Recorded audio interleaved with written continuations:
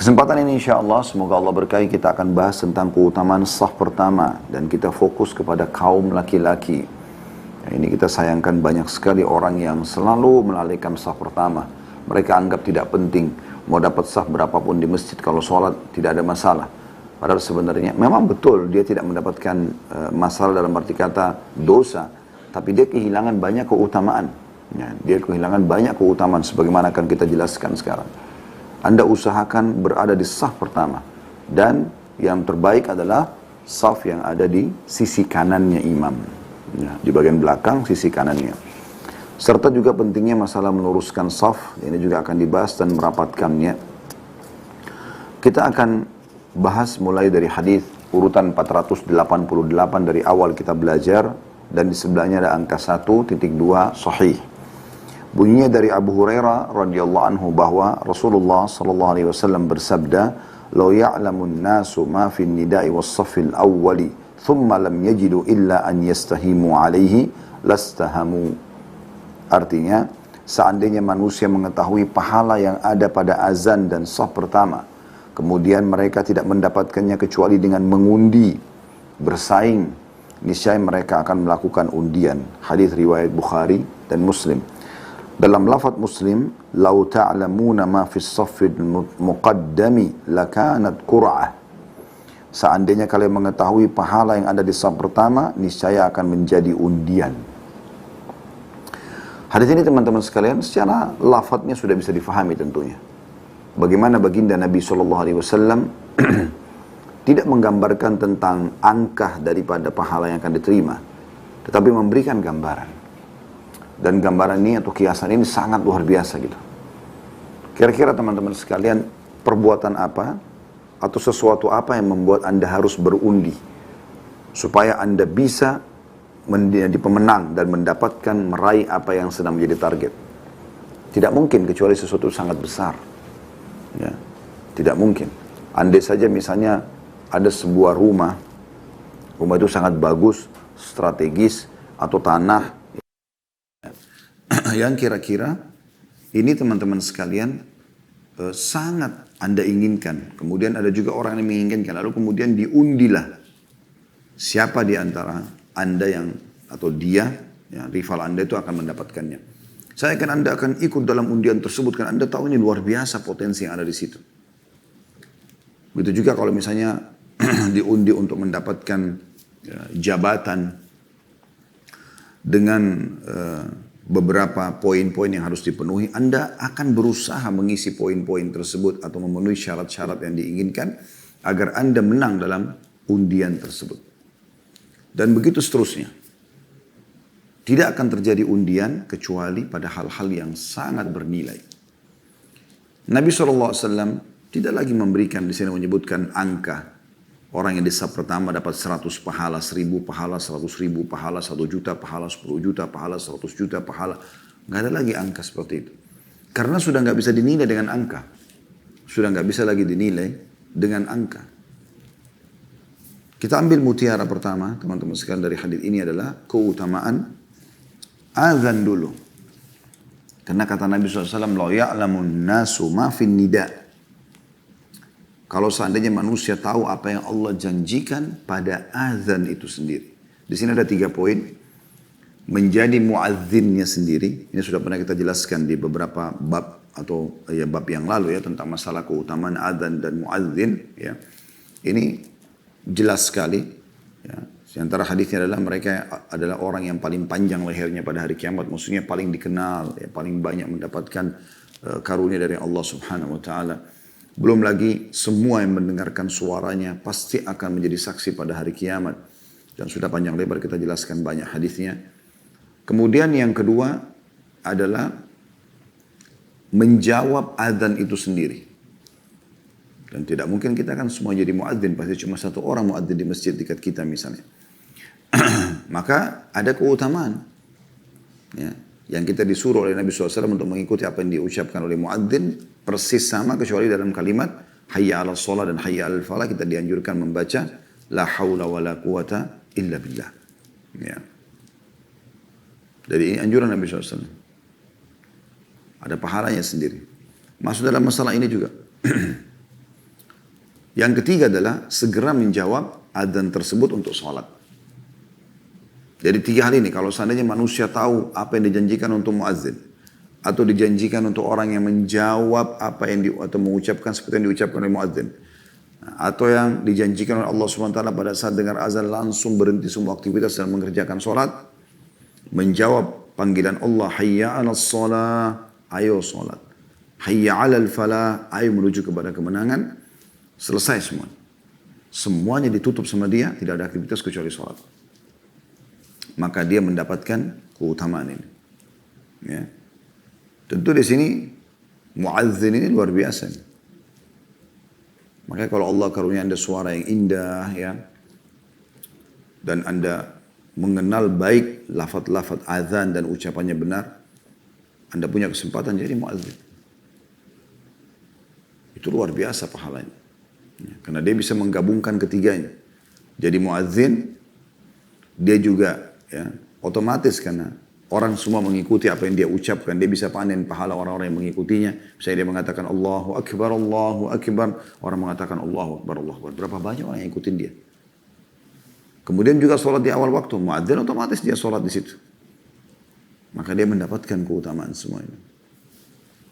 Ini yang pertama. Mutiara yang kedua adalah keutamaan saf awal, dan ini bagi kaum laki-laki. Saf awal adalah saf yang ada di belakang imam langsung. Dimulai dari belakang imam, kemudian ke kanan. Kalau sudah penuh, baru ke kiri. Ya. Nah ini punya keutamaan sendiri. Saya masih sering temukan di Indonesia kadang-kadang, mungkin karena kurangnya pemahaman, sehingga mereka saling mempersilahkan. Silakan Pak, silakan Pak. Silakan apa Pak? Silakan raih pahala besar dan Anda tidak dapatkan? Tidak akhi, tidak saudaraku. Masuk Anda di saf pertama itu, kalau masih ada lowong, Anda persilahkan orang lain untuk masuk. Bukan Anda persilahkan orang meraih pahala besar, Anda sendiri dapat pahala yang lebih kecil. Saf kedua lebih kecil pahalanya daripada saf pertama.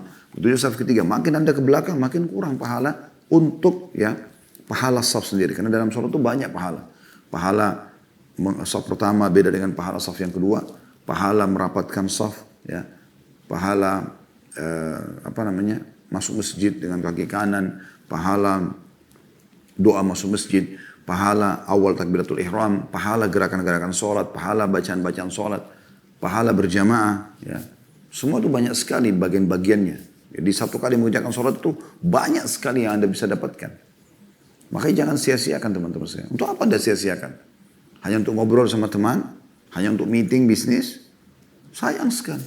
Padahal tidak mengambil waktu. Sedikit sekali. Dan itu akan menjadi amal yang pertama dihisab oleh Allah SWT pada hari kiamat. Anda masuk di saf pertama. Kemudian kalau ada lowong Anda persilahkan orang lain. Bukan Anda persilahkan dia sementara Anda di belakang. Ya. Sampai saya pernah menegur pada saat saya jadi imam di sebuah masjid. Ada orang yang saf di belakang saya kosong. Kemudian mereka saling nunggu siapa yang maju. Terus saya bilang, maju akhi. Ini keutamanya sangat besar. Dan yang uniknya tidak bisa terulang. Misal contoh, Anda datang ke masjid, ada satu lowong saf pertama, Anda punya kesempatan untuk masuk sebenarnya. Tapi Anda mempersilahkan orang lain. Kalaupun dia masuk saf pertama dan Anda sudah persilahkan dengan niat baik, dia dapat pahala itu. Ya. Anda kehilangan pahala itu. Walaupun Anda menunjukkan orang kebaikan, tapi Anda tidak meraih itu. Anda tidak meraih kegiatan itu sendiri. Ya. Tidak melakukan itu. Ya. Ibarat seperti orang bilang, sedekahlah. Tapi dia sendiri nggak sedekah. Kan begitu. Beda kalau orang menyuruh orang, ayo masuk saf pertama. Dia sudah di saf pertama. Nah ini dapat pahala dia. Pahala mengajak orang lain. Pahala dia juga berada di saf pertama. Tapi kalau dia tidak melakukan, ini jadi aneh malah. Dia tidak melakukan kebaikan tapi dia suruh orang lain. Kabura maqtan indallah an taqulu ma la taf'alun. Allah sebutkan dalam surah Saf. Sungguh berat di sisi Allah kalian mengucapkan kalian tidak mengerjakannya. Ya. Jadi dia sebenarnya niatnya baik menyuruh orang tapi dia tidak kerjakan kebaikan itu. Mirip dengan itu. Sedekahlah tapi dia nggak sedekah. Walaupun dia ikut sholat. Permasalahannya adalah per kasus di sini. Kasusnya adalah saf pertama. Keutamanya lebih besar.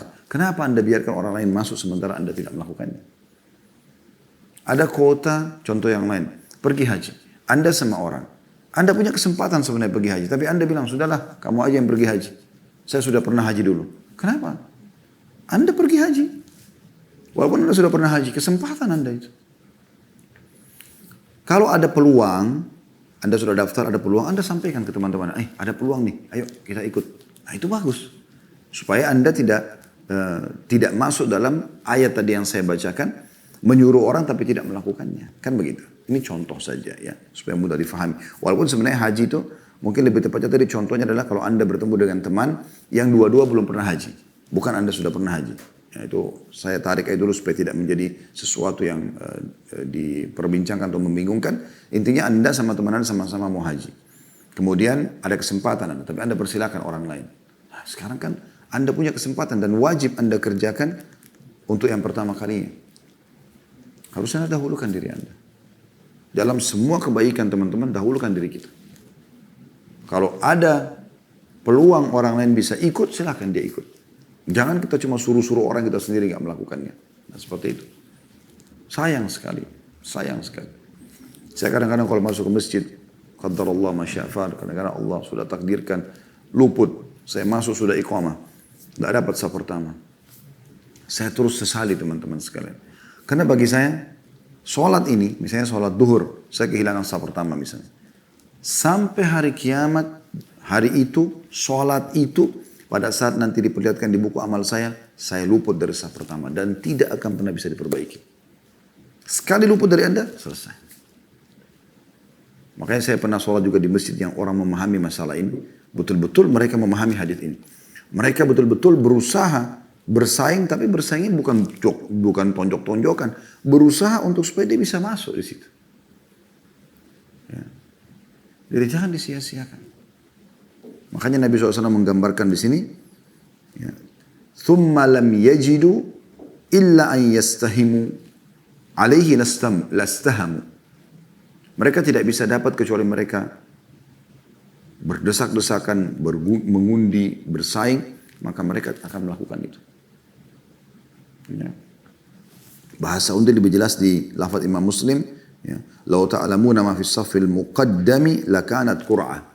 Kalau kalian tahu apa yang Allah sembunyikan dan siapkan, ya, untuk orang yang di saf pertama, maka akan terjadi undian.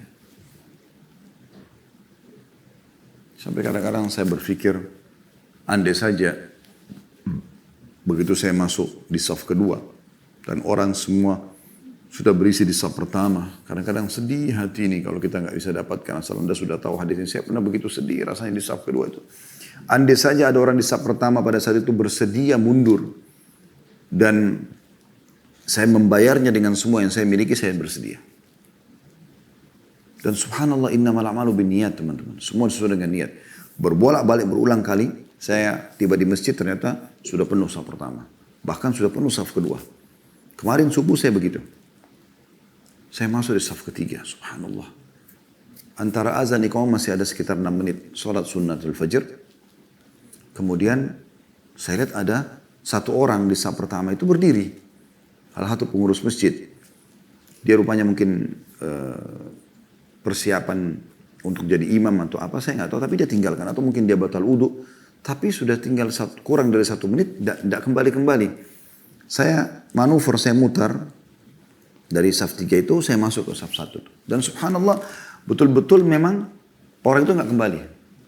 Karena saya sudah berpikir kalau orang itu kembali, rupanya 2 orang di sebelah saya itu ada satu yang akan jadi imam. Dia bisa gantikan tempat dia, orang itu kan. Karena orang ini tidak kembali-kembali tadinya. Dan tidak ada juga sejarah, nggak ada tanda yang dibiarkan. Tapi waktu saya sedang sholat sunnah, saya berharap sekali Allah memberikan saya kesempatan masuk di saf awal. Walaupun kayak sudah nggak mungkin. Subhanallah, Allah bisa datangkan. Saya juga pernah punya pengalaman. Saya masuk ke masjid, musola, ya. Bisa saya katakan masjid sebenarnya, ya, dekat rumah. Saya tiba agak telat sedikit. Sempat sholat sunnah alhamdulillah. Tinggal mungkin 2 menit sekian iqamah. Saya mungkin berada di saf yang ke-7. Di belakang. Masya Allah, mungkin pada saat itu sepertinya ada mau pengajian pagi itu ya. Beberapa waktu yang lalu. Kemudian saya tetap niat, ya Allah. Masih bisa nggak hamba-Mu ini mendapatkan saf awal, ya Allah. Saya sangat khawatir teman-teman sekalian. Kalau sampai sholat itu tercatat hari kiamat, saya temukan tidak di saf pertama. Khawatir karena itu sekali hilang selesai. Derajat yang banyak, sangat banyak hilang di surga gitu. Subhanallah. Pas iqamah, saya sudah lihat kayaknya sudah nggak mungkin. Saya saf ke-7 gitu ya. Tapi rupanya karena jemaah masjid itu tahu kalau ada kesempatan saya sering maju gitu. Maka yang di belakang imam, biasanya yang akan menjadi pengganti imam di masjid itu disiapkan memang satu orang. Nggak datang rupanya. Maka pengurus masjid melihat ke arah saya di belakang. Saya di saf ke-7. Lalu mereka memberikan isyarat supaya saya maju. Saya maju teman-teman dari saf ke-7 ke saf pertama. La haula wa la quwata illa billah. Saya waktu itu bercampur antara sedih dengan senang sambil sholat ya. Bagaimana bahagianya Allah kasih saya saf pertama di subuh itu. Karena tahu nilainya itu. Tahu hadis ini. Dan bagaimana orang tergantung kadar niat dia, ikhlas dia kepada Allah SWT. Kalau dia niatkan Allah kasih. Padahal itu seperti mustahil untuk mendapatkannya. Bagaimana dengan Anda yang punya peluang teman-teman. Masuk masjid masih di saf kedua, saf ketiga, saf keempat. Kenapa nggak di saf pertama? Masuk saf pertama itu teman-teman sekalian. Mahal sekali nilainya itu. Dan tidak akan terulang. Ingat baik-baik teman-teman. Saya ingatkan diri saya dan teman-teman sekalian. Peluang ibadah tidak akan terulang kalau sudah lewat waktunya. Makanya sebagian salaf mengatakan ada ibadah-ibadah yang Allah perintahkan di pagi hari nggak diterima di malam hari. Ada juga yang Allah perintahkan di malam hari nggak diterima di pagi hari, di siang hari. Ya kan gitu. Jadi jangan sia-siakan. Kesempatan itu raih.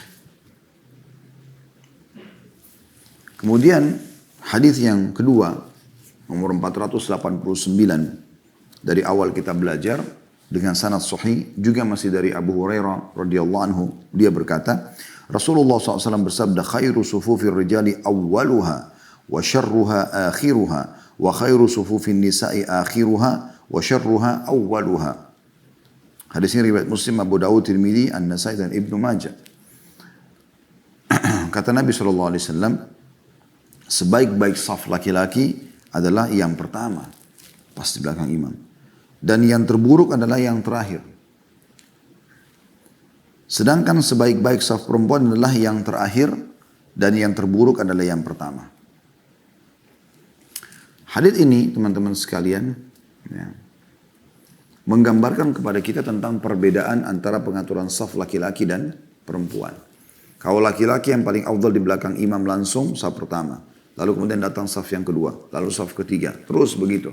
Makin Anda di belakang, maka tentu tidak sama pahalanya dengan yang di depan. Apalagi kalau ada orang sengaja menerlambatkan diri, tidak mau masuk di saf-saf depan ini, maka Allah pun, kata Nabi SAW, maka menerlambatkan kebaikan untuknya. Ya. Rezekinya, nikmat yang Allah berikan. Sementara saf perempuan adalah yang paling afdal yang di belakang. Kemudian disusun sampai ke saf pertamanya perempuan. Untuk saf perempuan biasanya di belakang masjid ya. Tapi tetap yang lebih baik adalah dari belakang. Oleh karena itu pengaturan saf kalau bagi pengurus masjid yang paling baik laki-laki disuruh isi dulu saf pertama penuh, pindah saf kedua penuh, pindah saf ketiga terus begitu.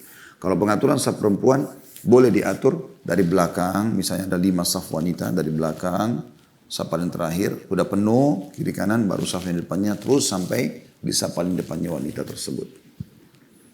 Dan ini tidak sulit untuk diatur seperti ini. Bahkan ada beberapa masjid sudah mengamalkan ini. Nah. Kemudian selanjutnya, tentu di sini juga yang dimaksud dengan buruk bukan berarti buruk ya, bukan berarti secara letterlet buruk dalam arti kata berdosa, enggak. Tetap saf sholat itu bagus. Tetapi yang dimaksud adalah lawan daripada yang lebih baik. Jadi dia seperti kehilangan banyak sekali pahala.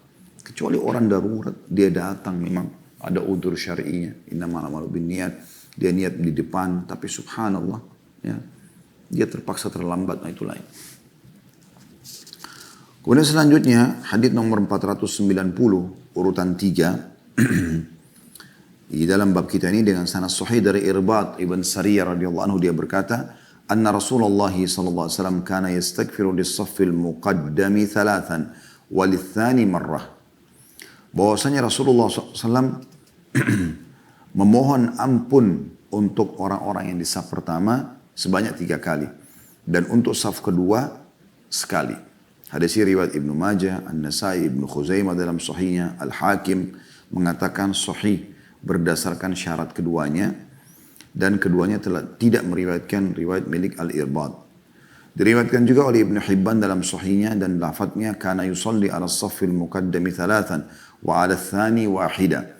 Nabi SAW sering berdoa untuk orang-orang yang di saf pertama 3 kali dan untuk saf kedua 1 kali. Lafadz An-Nasai seperti lafadz Ibnu Hibban. Hanya saja dalam lafadz An-Nasai ada tambahan kana yusalli ala saffil awwali marratain. Beliau mendoakan orang yang di saf pertama sebanyak 2 kali. Hadis ini teman-teman memberikan pelajaran kepada kita bagaimana Nabi SAW yang pertama ya, bagaimana Nabi SAW memotivasi para sahabatnya untuk berlumba-lumba di saf depan. Karena sholat adalah kita sedang menghadap atau sebuah kegiatan yang kita menghadap dan berkomunikasi dengan Tuhan kita Allah Subhanahu Wa Taala. Ibarat orang-orang yang sedang menghadap kepada sang raja. Ada juru bicaranya dan ada yang lain di belakang sedang ikut ya seperti itu. Maka Nabi SAW memotivasi mereka agar selalu di depan. Ya. Allah menyukai orang yang di saf-saf pertama. Kemudian beliau mendoakan dan memohon ampun. Dua-duanya kalau kita gabungkan ini, dari sekian riwayat tadi, 3 riwayat yang kita baca, ada mendoakan dan ada memohon ampun. Jadi Nabi SAW mendoakan dan memohon ampun untuk orang yang di saf pertama, kemudian 3 kali, dan yang di saf kedua 1 kali. Ini mirip dengan kasus waktu Nabi SAW di Hudaybiyah. Kesepakatan Hudaybiyah, beliau keluar dengan 1.400 sahabat untuk umrah, lalu ditahan oleh orang-orang Quraisy pada saat itu, dan terjadilah kesepakatan Hudaybiyah sehingga boleh umrah muslimin di tahun depannya. Kemudian Nabi SAW karena sudah pakai ihram dan Allah SWT melarang Nabi SAW dan muslimin untuk masuk pada saat itu ke Mekah, maka cukur rambut supaya bisa membuka baju ihramnya gitu kan. Maka pada saat itu teman-teman sekalian, Nabi SAW mengatakan rahimallahul muhallikin, semoga Allah merahmati orang-orang yang gundul. Lalu orang-orang yang tidak mau gundul ini sempat, atau orang-orang yang di sekitar Nabi sempat bertanya ya, wal muqassirin ya Rasulullah, orang yang cuma cukur ya Rasulullah. Nabi SAW ulangi rahimallahul muhallikin, semoga Allah merahmati orang yang gundul. Orang yang sebelah Nabi tanya lagi ya wal muqassirin ya Rasulullah, orang yang cukur bagaimana ya Rasulullah. Nabi ulangi 3 kali rahimallahul muhallikin, semoga Allah merahmati orang yang gundul. Kemudian orang itu mengulangi lagi wal muqassirin ya Rasulullah. Setelah 3 kali doakan orang yang gundul, bagaimana dengan orang yang cukur? Kata Nabi SAW, rahimallahul muqassirin, semoga Allah merahmati juga orang yang cukur saja, tidak gundul. Nah seperti ini kurang lebih. Jadi Nabi SAW mendoakan 3 kali rahmat ya, bagi orang yang gundul, umroh dan haji, dan yang orang yang mencukur cuma 1 kali saja. Nah, jadi ini mirip dengan tadi, bagaimana orang yang di saf awal dianjurkan untuk ayo maju, ya, dapatkan, raih peluang itu. Jadi untuk memotivasi juga, ya, diberikan lagi tambahan doa dari Nabi SAW. Diambil juga pelajaran dari sini teman-teman sekalian, bagaimana seorang imam boleh mendoakan makmumnya, gitu kan? Misalnya dia mengatakan semoga Allah merahmati yang mengisi saf-saf awal. Ya, misalnya jemaahnya masih pada malas-malasan untuk isi saf pertama, dia doakan semoga Allah merahmati, semoga Allah mengampuni orang yang di saf awal, untuk memotivasi mereka. Ya. Saya pernah gunakan metode ini di pengajian pada saat itu kami tabligh akbar di Blok M. Jadi penuh sekali Masya Allah masjid. Waktu itu bisa 10.000 orang yang hadir. Sangat penuh, tapi apa boleh buat, kita terpaksa padatin lagi. Waktu itu belum pandemi ya. Maka sempat panitia mengatakan, Ustadz sepertinya jemaah harus disuruh maju karena masih banyak yang di luar yang tidak dapat tempat. Saya mengatakan tolong ikhwah akhwat dipadatkan. Mereka bergerak tapi lambat. Maka saya mengatakan semoga yang segera bergerak dimudahkan jodohnya, diluaskan rezekinya. Wow, tiba pada berlumba-lumba langsung. Rupanya doa itu punya dorongan tersendiri gitu. Tiba-tiba langsung lebih cepat gerakannya segala macam. Jadi kita boleh mendoakan. Ya. Ini juga termasuk yang bisa diambil dari lafaz-lafaz hadis tadi.